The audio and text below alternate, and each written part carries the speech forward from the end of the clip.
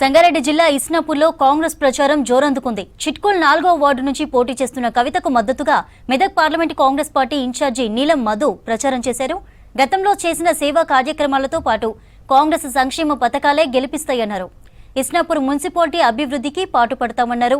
కార్యక్రమంలో కాంగ్రెస్ నేతలు కార్యకర్తలు పాల్గొన్నారు. నేను 4వ వార్డు నుంచి కౌన్సిలర్గా నిలబడ్డా.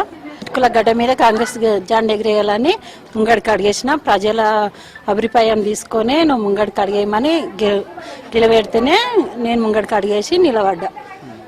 4వ వార్డు అభ్యర్థిగా నిలబడమని ప్రజల సపోర్ట్ తోటే నిలబడ్డా. సపోర్ట్ బాగానే ఇస్తున్నారు, బాగానే మంచిగా అనిపిస్తుంది. అనుకున్న కన్నా మాకు మంచిగా అనిపిస్తుంది. ఇప్పటికైతే ఇలా చిన్న చిన్న అన్ని చెప్తున్నారు, అలా ప్రాబ్లమ్ సాల్వ్ చేస్తాను నేను గిట్ట మాటిస్తున్నా.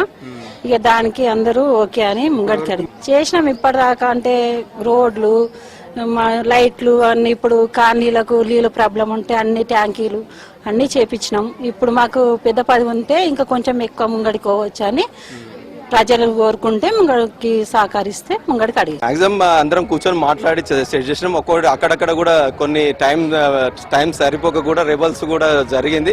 వాళ్ళని కూడా ఒప్పించి ఇద్దరు కలిసి పనిచేసుకోవాలని కూడా చెప్తున్నాం. మేము పోతుంటే 200 యూనిట్ల కరెంటు బిల్లు మేము నెలకు గడతలేము, మాకు 800 రూపాయల సాయం వచ్చిందని చెప్పి ప్రజలు చెప్తున్నారు.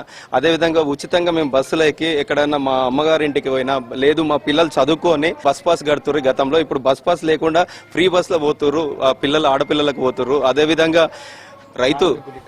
రైతు రుణమాఫీ చేసిర్రు. కార్మికులు అయితే ముఖ్యంగా చెప్తారు, కార్మికులకు కూడా ఆత్మగౌరవం ఇస్తారు. కార్మికులతోటి కూడా మంత్రి వర్యులు కూడా కార్మికులు ఎప్పుడు అందుబాటులో ఉండే మంత్రి కాబట్టి ఖచ్చితంగా కార్మికులు కూడా మాకు ఫేవర్.